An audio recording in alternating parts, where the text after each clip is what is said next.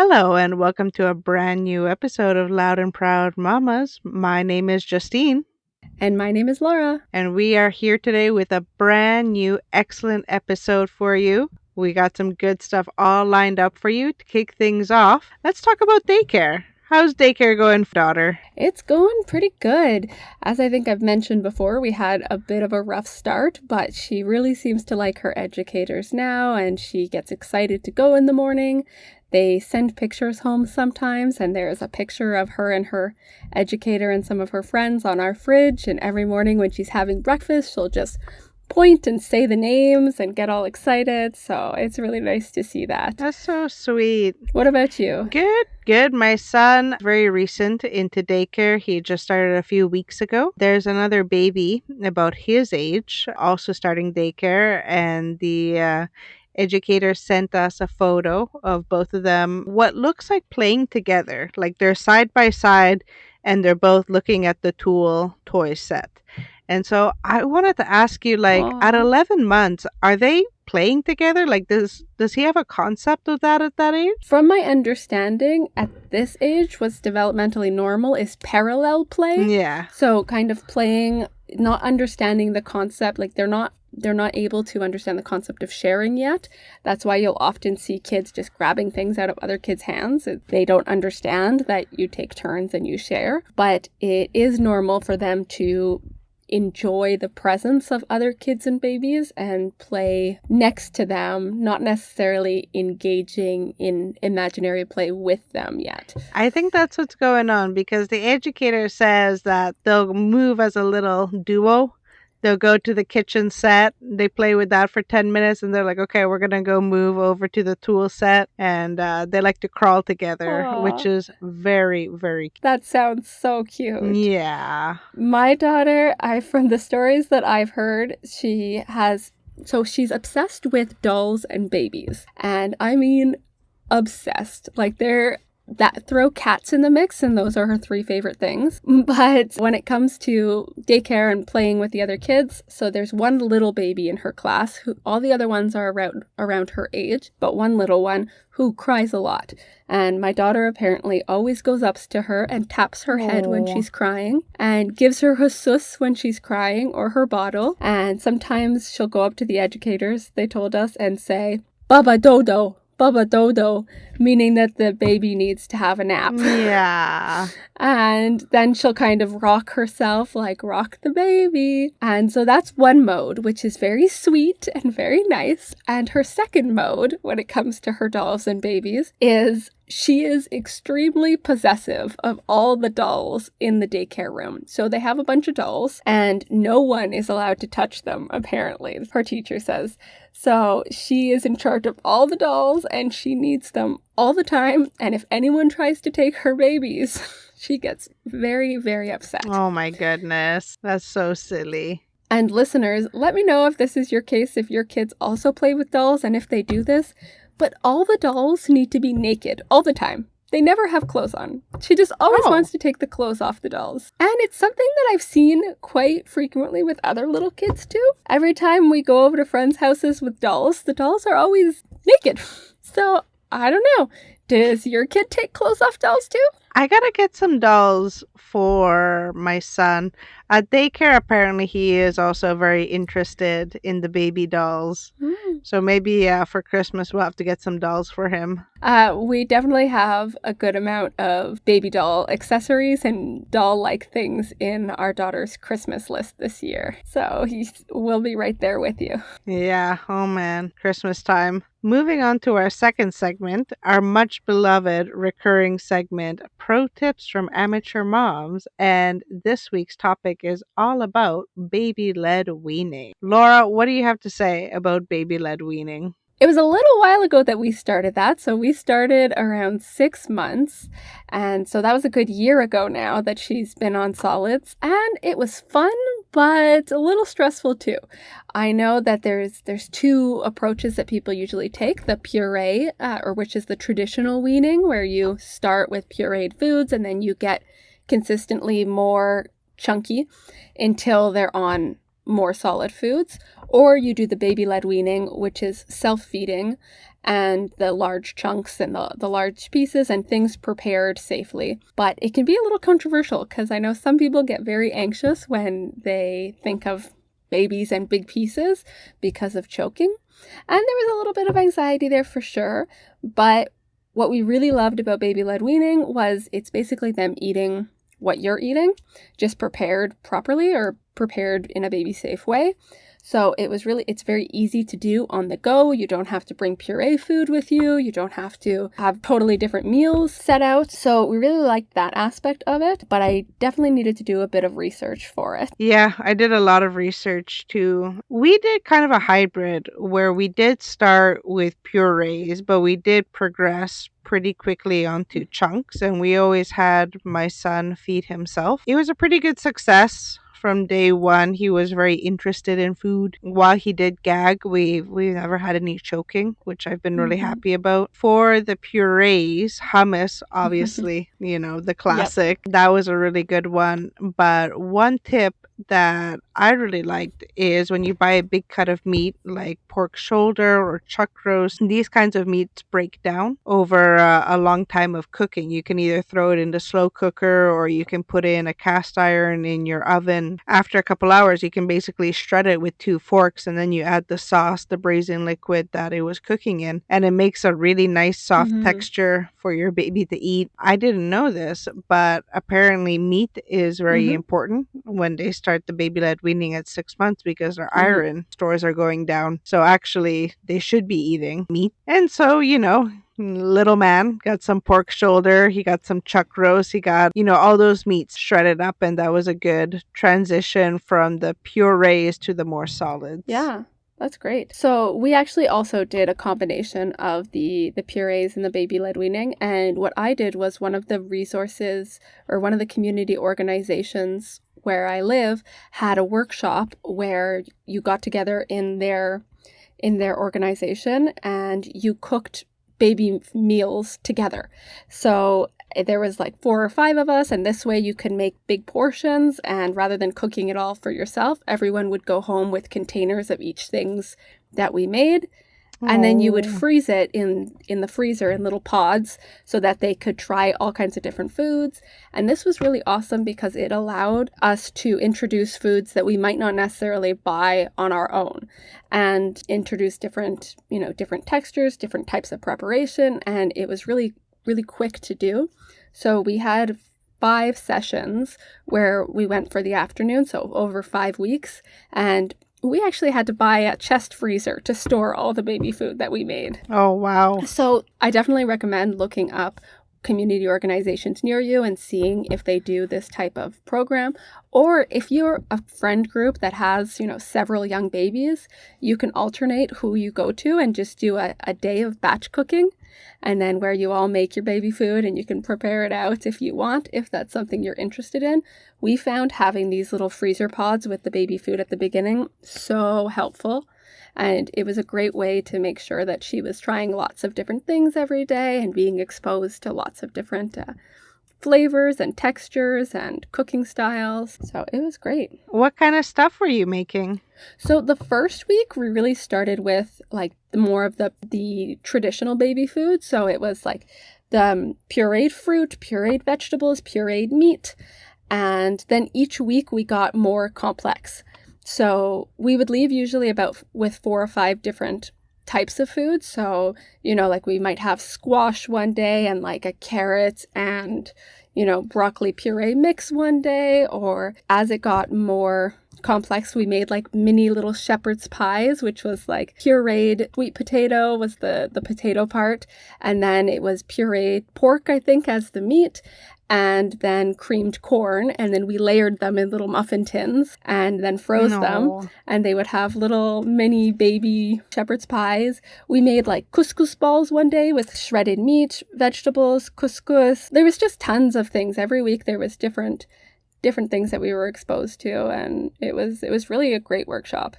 And it only cost us $5 a session, which I was like, the amount of food that we Wow. left with, I was like, this is incredible. That's amazing. Is this the organization in my town or your town? My town. Oh, I'm going to have to travel. Yeah. Yeah. But it was a great one. And while we're on, is there time for a few more baby led weaning tips? Absolutely. Go for it. So 2 things that helped me with my choking anxiety. One of them, right at the beginning, you really have to be really mindful and watching at all times. But while they're small, like 6 months and not like necessarily pulling out of their high chair, again, I'm going to preface that I'm not saying that this is the right thing. This is just something that I did. But we wouldn't do the straps on the high chair at the beginning, just in case we had to get her out quickly to do the back blows. So I'm going to actually add on 3 tips. So that was one thing we did. Second thing was we took a baby first aid, CPR first aid course. So we learned what to do if your baby is choking and how to treat it and how to do the Heimlich on a baby, which is turning them downwards and doing the back blows and looking for the signs of choking. So the discoloring of the lips, the having no sound passing through, those kind of things. So we really informed ourselves on those things. And the third thing we did was we watched videos on the differences between gagging and like YouTube videos on the differences of gagging and actual choking in babies who are starting food so that we could really understand the difference and not overreact. Because I think what happens a lot of times when parents see babies gagging, they think they're choking and they try to intervene, and the intervening is sometimes what can cause the choking to be more severe or the gagging to turn to choking. So those are a few things that we did. The gagging has a super scary sound. Oh yeah, absolutely. Yeah. And I feel like a lot of people see a baby gagging and think they're choking. Yeah. But, you say, all right, buddy, get it out, get it out. So far, so good. We haven't had any choking yet, so it's been good. So we have. Oh, wow. It did happen twice on the same food, times apart. It was a piece of bacon. It was a very small piece of bacon. Even though there was still sound, it was clearly not a gagging. And I was able to just very quickly pick her up, do 2 back blows, and it came right out. There you go. It was scary though, but she was fine. She barely cried, she squawked. She barely cried after. She actually just wanted more. There you go. Get back on the horse. Yeah, it reminds me, I'm going to sidetrack here if we can, to a lovely story about my wife and another time that I had to deal with choking. So listeners, I don't know where you're from, but here in Quebec, we have a beloved food called poutine, which is potatoes, gravy, and curd cheese. And this is one of my wife's favorite foods. And one day, a few years ago, she was eating poutine, and all of a sudden, she got quiet and stood up, and I looked at her and I said, "Are you choking?" And she nodded. And I said, "Do you need the Heimlich?" And she nodded. So I stood up and I went to give her the Heimlich, but I am 5 foot something. Not very much. 5 foot. I was going to say. 3. My wife is almost 6 feet tall. So, I could not see over her from behind her. I could not see where I was hitting. I could not see, but I was trying with everything I could. And it was not working, and it was extremely scary. But luckily, her mom was upstairs, so I just kind of kept doing the Heimlich as I was pushing her towards the stairs, screaming for her mom to come down. And her mom's not coming, but then finally she does, and she goes, "Are you calling me?" And I'm like, "Yes!" Anywho, by the time her mom comes, apparently the food had turned and she was coughing now. Her mom did one extra good Heimlich, and then she was fine. Came out. Me and her mom are crying. We're hugging each other. We're having a real trauma response. And my wife gets up, walks over to the couch, sits down, and continues to eat her poutine.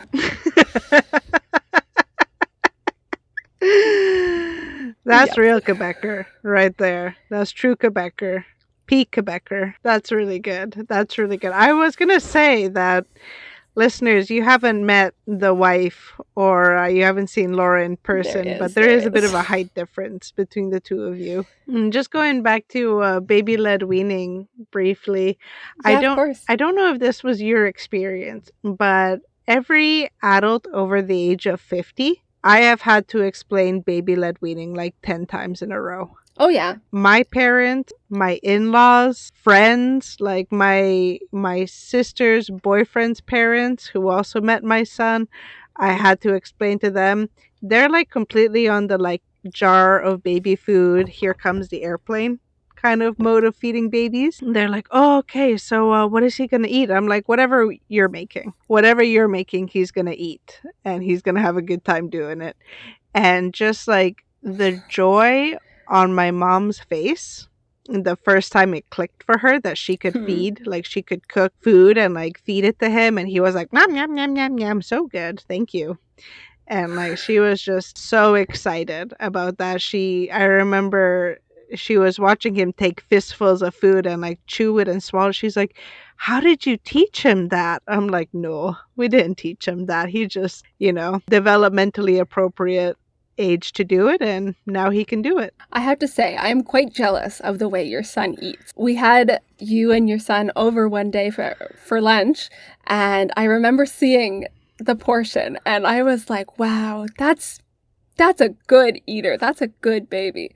I think my daughter, who is 6 months older, eats. I can't even say a quarter of that amount. So it's really wonderful that he enjoys so many foods and has such a great appetite. Our daughter is definitely a dainty little snacker. We are very lucky with how enthusiastic he is about food. I don't know, like I said, I didn't teach him that. I just, kind of fed him when it was time, and he took to it very easily. But it's been very fun watching boomers watch him. Yes. So we had the same experience with a lot of people not knowing what baby led weaning was. Even my sister, who has 3 kids, her oldest is 10 years old and her youngest is 4. And she fed them all different because of 10 years ago, baby led weaning wasn't a thing. So he had the very traditional, you give them the baby cereal and then you give them the pureed food. And then with her youngest, it was more of the baby led weaning.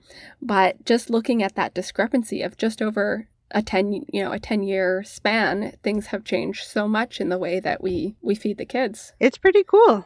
It's pretty cool. That's one development that I'm really happy about, that I had a kid in this generation, that the baby led weaning is pretty cool to watch. Yes. You actually made me think about just some positives about the baby led weaning as well. So in the traditional style of weaning, or if I think of how people used to feed babies and you were putting the spoon in and you were kind of just shoveling the food in, the baby doesn't learn to understand their hunger cues, and they don't know when they want more and when they're full. So by letting them do it their own and control it, you're really letting them establish good early eating habit patterns, and it can really help to avoid like overeating and obesity in the future, because they understand their body. They understand what being full feels like. I hope so. Rather than it just being shoveled in. I hope so. You always wish the best for your kids, so Absolutely. hopefully this helps him in the future. Yeah. Moving on to our next topic, I wanted to know, are you watching anything good? We're in the review segment of our episode. You watching anything good? So recently there was one show that I really did enjoy. And it takes a lot for me to enjoy shows. I feel like I have my favorites that I just go back to and rewatch over and over as my comfort shows. But for me to get hooked on a new series or a new movie or something like that, it really has to keep my attention. It's got to have like good twists, good acting. I also love shows and movies that are based off of books. Bonus points if I read the book first and then watch the show, which I normally want to do. But this one that I'm about to recommend, I found out after that it was a book, so I'm hoping to read it after. But I'm kind of happy that I didn't read it first, because there was a really big twist that would have been spoiled had I read the book. So it's called We Were Liars, and it's a book by E. Lockhart, and I really liked it. I don't want to give away too much, but it was kind of like a drama, whodunit, suspense a little bit. There was a lot. So it was set in the kind of old money type of, like if you think the type of rich of Gossip Girl, it's like that type of rich, like maybe even more. They go every summer to this island apart from the rest of society, and Nice. they're a young group. It's like coming of age stories of a young group of young adults. And I'm going to stop there because I'm going to spoil it. But if it sounds like this is your type of show, I really recommend watching it. It was easy to watch. It was a quick series to go through. And the twist was really took me by surprise. And that you can watch on Prime. Nice. Nice. I'll have to check that out. What about you? What have you been watching? So my husband and I just finished the Diddy documentary, which is a 4-part series on Netflix. Each episode is about an hour long. Just to give you a content warning, if you don't know the trial that Diddy was recently in, going to give you a quick content warning, listeners. Diddy was on trial, and while he was on trial, there was discussion of a lot of sexual assault during the trial. So the documentary does go into that quite a bit. But the documentary also does a really good job of going into hip hop history and really putting Diddy in the context of why he was so important. I am not a big hip hop fan.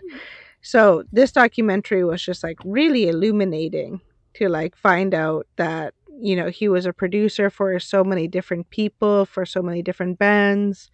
He was an artist as well. He had these fashion lines, and just understanding that for the historical context of what he was, it's really interesting to know how important he was to the growth of hip hop. And really great documentary. I really recommend it, especially if you are curious about why the Diddy trial was such a big deal. I did follow the Diddy trial while it was going on. I was listening to a bunch of podcasts, but I always kind of had a missing piece where I thought he was just another hip hop artist or, hip hop producer. I didn't really know why he was so important. And long story short, he was very important to that industry. And this documentary does a really good job of showing how connected he was. So really enjoyed the documentary. It's a quick one, 4 episodes, 1 hour each. So we banged it out in a week. And been telling Laura, I want to talk about it on the podcast. It's really good. It's a tough watch because, like I said, the content is very difficult. It talks a lot about sexual assault and non-consensual activity, but I feel like they did it very respectfully in terms of how they present the material. So, if you have the ability to watch it, I do recommend it. Yeah, that sounds really interesting. Something that I would like to watch. Thank you for the recommendation. I'll take a look at it. Yeah, then we can discuss. And that concludes the review segment of our episode. Let's move on back to the kiddos, away from all this Diddy stuff. I want to talk about, now that it's the holiday season and we're getting closer and closer to Christmas, let's talk about Santa Claus. Let's talk about the Santa Claus tradition and how we're going to handle the Santa Claus aspect of our children's lives. How was Santa for you growing up? So, if I remember, I was really into the magic of Christmas and Santa Claus. Like, I believed it with all of my heart, with everything. And I remember going to bed and leaving the big carrots for the reindeer and writing the notes for Santa and the milk and the cookies, and waking up in the morning and seeing the carrots that they weren't just gone. They were nibbled on, and it looked like a reindeer had nibbled them. And the cookies were crumbs were left, and the milk was drank, and my letter was taken, and a new letter was there in response to my letter. And Santa had written me a personal letter. And I remember just being so amazed by it all. So I really loved it. But unfortunately, my Santa loving time was ended short at Oh. the young age of 6. And I remember the day that I found out that Santa wasn't real. And I remember the heartbreak. I remember it was like something was ripped out of my heart. Oh my I was the type goodness. of kid that like wouldn't say mean things, wouldn't do, big reactions. And I remember being at after school daycare when someone told me that Santa wasn't real, and multiple people told me Santa wasn't real. And I remember just being like, no, it's not true. And I remember the daycare educator was trying to comfort me. And I remember telling her, shut up. And that was so unlike me.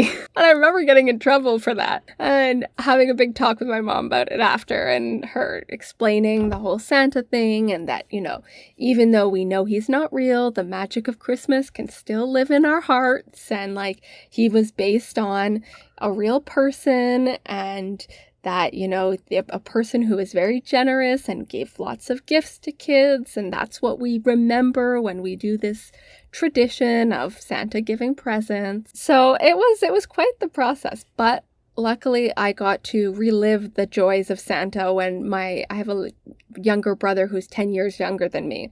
So I got to be the one who would nibble on the carrots and eat the cookies, and we even got hay that we would spread out in the backyard to make it look like the reindeer had eaten the hay. So it was fun that I got to do that again. Oh, I'm happy for you. That's really sweet. So full circle in the end. What about you? Yeah, so Santa for me, the thing you gotta understand is that both my parents are immigrants, right? So I was born in Canada, but my mom's Peruvian and my dad's Polish. I'm going to lay out the scene for you. We go to the mall and Santa is there. And Santa is a white man. You know what I mean? Like he's a All right. Caucasian man and he speaks with a Canadian accent. He's white. And then we go to my mom's family in Peru, and all of a sudden Santa is Latino and speaks Spanish, and his outfit is like a little different, from the mall Santa. And then we go see my dad's family in Poland, and all of a sudden Santa's Polish and he's speaking Polish, and once again, the outfit's a little bit different. So I don't know if I have such a clear-cut memory of realizing that Santa wasn't real. But I do remember putting it together pretty young, being like, all right, depending on where I go, there's going to be a different Santa. There's a culturalness as to who Santa is. And I don't remember necessarily being upset by that. I think I remember being a little bit amused that all of my friends or classmates or daycare friends at that time, they only knew white Santa. They didn't know Latino Santa. They didn't know Polish Santa. But I was like, you guys don't even know there's more Santas out there. Depending on where you go in the world, there's a Santa over there. So I think I was always under the impression that the Santas we see around weren't the real Santas. These were not necessarily fake Santas, but that they may be working for the real Santa. So I think that's where I was kind of it's okay that they all look different. They're just his employees. Really? No, that I was always told, being like, no, this is Santa, and okay, for whatever reason it was interesting. I don't remember being traumatized at an early age of realizing that, if we were in Peru, Santa had a Peruvian accent. Yeah, in terms of how I'm going to be handling Santa, I don't know if I'm going to be too serious about Santa's real. I think we're going to still do oh, you got a present from Santa and you can write letters to Santa. But, I don't know how important Santa being real is to the magic of Christmas and, spending time together. Mm-hmm. I think yes, we can still have a good Christmas time without having a really big focus that no, it's real. You know what I mean? I agree. I think we're going to take a similar route and just play into the fun of Christmas and all the traditions and the joys, but not make him being real the focus. We could say the magic is real and the enjoyment is real and the traditions are real, the fun is real, but, not necessarily saying that there is a bearded man who comes through the chimney and gives gifts. Yeah, we don't even have a chimney. He's going to have to go through the patio door. There you go. One thing that we do also want to do when it comes to Santa is we want to give the big presents from the parents and the smaller presents from Santa. So like the stocking from Santa and maybe a few other small things from Santa, but not those, if there's a nice big gift, we want that to be from the parents, because we heard that kids could go to school and they all talk, the young kids, saying what they got from Santa. And some kids will be like, Santa got me an Xbox. Santa got me a laptop. And then other kids are like, yeah, Santa got me a book and socks. And then they feel like, well, was I not good enough because Santa didn't get me anything big and shiny and fancy? That's a good point. So for that reason, we're like, we'll take the credit. We'll take the credit for the big stuff. Santa can do the small stuff. That's a good point. Yeah, Santa can get the stocking stuffers, which is very cute. Little knickknacks. Yeah. Yeah. And we'll definitely have one or two Santa gifts, like, whether it be a toy or something, but not the, maybe not the big flashy things. Speaking of which, how is your kid meeting Santa this year? Oh, yeah. She did not like it very much.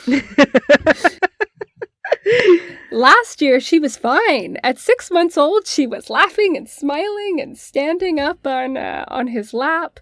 But this year, she would not go near him. She was just clutching to me. She cried a little. Oh. Though I have to say, she has gone through a phase where she has been a little bit afraid of men and beards. Yeah. Probably because she's not exposed to them too much. No, you know what? My son is the same way. Not necessarily with beards, but with men. Like, it really hurts my father-in-law. Because my father-in-law loves his grandchild, wants to visit all the time. And every time he comes over, there's like 5 to 10 minutes of tears. Of just, I don't know what it is about men. He's, around my husband all the time. So yeah. I don't know what's going on with that. But yeah, same thing. He was a little bit unsure about Santa. It was his first time meeting Santa, and we got some cute photos. But he's kind of going a kind of face where he's like, I don't know about this. I might cry later. Aw, but no, that's great. And as for the men and beard thing, I think it might be an age thing, because it was around the same age that your son is now, that she was really not having it, and it has gotten significantly better. I think Santa was just an extremely bearded man, so she was not ready for that. Yeah. But she definitely snuggles up to her uncles now. There you go. So there's hope. There's hope. And now for our last segment of the night. It's a little bit of a variation of my horrible poop moment of the day. But now we have my triumphant poop moment of the day. Laura, if I may share with you my triumphant poop moment. You may. So, this came back from my mare, a little bit constipated. And we're not pointing fingers. Kids get constipated for no reason. But he came back from my mare, and he was having these tiny little rabbit poops. And it seemed that he was working real hard past these tiny rabbit poops. And I'm like, you noticed, these things are out of the ordinary right away. And so I'm like, okay, let's get to work. So breakfast, he's getting mangoes, he's getting porridge. Lunch, he's getting roasted squash, he's getting avocados, bananas, all of these really good, like, fiber rich things. Especially the squash, I feel, was particularly popular for him. He's really big into roasted squash right now. 2 days later, so he was constipated for 2 days, but on the second day that he was at daycare, we get a text from her being like, hey, 2 massive turds back to back. So excellent, got the block out. And then in the afternoon, the same day, 3 more poops after that, for a total of 5 poops in one day. Got that whole system cleaned out. So thank you to those thank you to those fiber rich foods, and apologies to our daycare. Oh my goodness. Good job. Wow, yes, what a triumphant poop story. I do have a quick little triumphant poop story as well. We're not quite at potty training stage, but we got a potty and we're starting to talk more about it and educate her about her needs. And anywho, it's been we're just slowly dipping our toes in it. But the other day, our daughter came up to us and just said, "Caca." And it was the first time that she was telling us that she needed a diaper change. Excellent job. And so without us, needing to know or sniffing or anything, she just let us know, and it's a great sign of readiness. So we're really happy to see that progress. And she did indeed have a caca. That's excellent. Good job to your daughter. Vocalizing those needs. Excellent, excellent, excellent. We love to see it. Now next time, hopefully, she'll tell us before. Yeah. Every day, one step forward. Exactly. This is news to you, but we have a special guest who is interested in coming on the podcast in a couple of episodes. Ooh. To share his own very horrible poop moment of the day. So we'll see if we can get this special guest lined up in the next couple episodes. We'll keep you in limbo, listeners, but we think you're going to have a good time with this one. Sounds good. Alrighty. Laura, you got anything else for us tonight? I think that's a good triumphant note to end on. All right, we'll end it on a triumph. Thank you so much, listeners. This has been Loud and Proud Mamas. I'm your host, Justine. And I'm your host, Laura. And we're wishing you a great rest of your night. See you next time. See you next time.